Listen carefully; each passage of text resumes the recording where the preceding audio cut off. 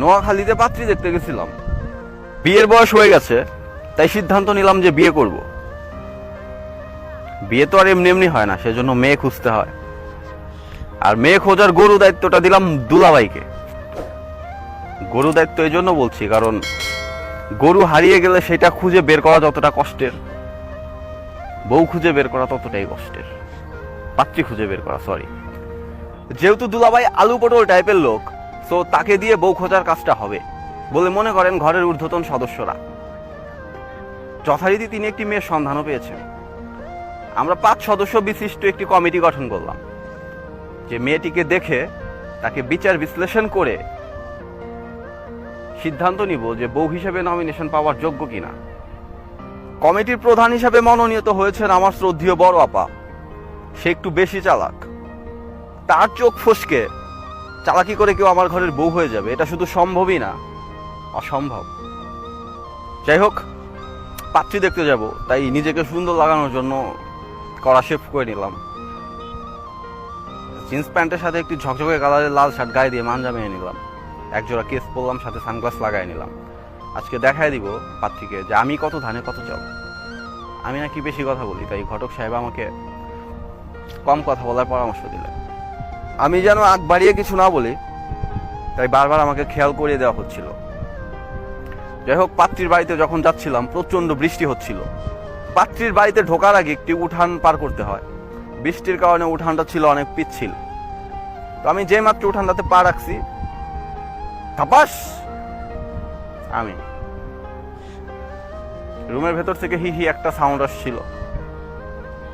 আমি পড়েছি তো পড়েছি, প্যান্টে কাটা লাগে লাগুক, সানগ্লাস পরতে দেয় নাই, নাক দিয়ে চেপে ধরে রাখছিলাম। কি বলেন, স্টাইলটা তো ঠিক রাখতে হবে। ঘরে ঢুকে আমি এমন অ্যাঙ্গেল করে বসলাম যেন মেয়েটা বুঝতে না পারে যে আমার গায়ে কাদা লাগছে। কিছুক্ষণ পর মেয়েটাকে আমার সামনে আনা হলো। আমি চশমার ফাঁক দিয়ে একটু অ্যাঙ্গেল করে দেখলাম, চেহারাটা ভালোই, কিন্তু মানে ওইভাবে দেখতে পারি নাই, কারণ চেহারাতে যেভাবে আটা পাউডার লাগায় ডিস্টেম্বার করছে, এতে করে আমার মতো হ্যাবলাকান্তের আসল চেহারা জাজ করা দুরূহ ব্যাপার। যাই হোক, আমি উচ্চ স্বরে বলে উঠলাম, হাই।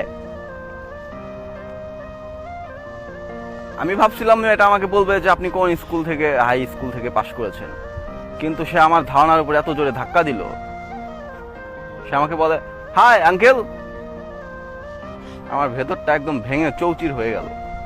যাই হোক, তারপরেও আমি মুখের হাসিটা থামালাম না। আমার সামনে নানা পদের খাবার রাখা হলো। আমি আবার খাবার কেনা করতে পারি নাই, তার মধ্যে আবার ভালো ভালো খাবার। আমি চোখ বন্ধ করে খাওয়া শুরু করলাম। আমার খাওয়া দেখে মেয়েটি আমার দিকে ড্যাব ড্যাব করে তাকায় ছিল। আমি ভাবলাম যে হয়তো আমার খাওয়াতে আর্ট আছে, সেটাই দেখছে। সে যত বড় বড় করে তাকাচ্ছিল, আমি তত বেশি বেশি গিলতেছিলাম, ভালো লাগতেছিল। খাওয়া শেষ হতে না হতেই দুলাভাই আমাকে মেয়ের সাথে আলাদাভাবে কথা বলার সুযোগ করে দিল। যাই হোক, আমরা ছাদে গেলাম, কিন্তু আমি মেয়েটির দিকে কোনোভাবেই তাকাতে পারতেছিলাম না, চোখে চোখ রাখতে পারতেছিলাম না, আমার অনেক। যাই হোক, মেয়েটি আমাকে বলল আমার ফ্রেম আছে।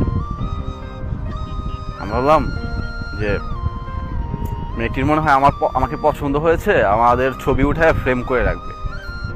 এইটা ভেবে আমি হাসতে লাগলাম, কিন্তু আমার হাসিটা একটু পরে থেমে গেল। মেয়েটি আমাকে বলল, একটি ছেলের সাথে আমার ফ্রেম আছে।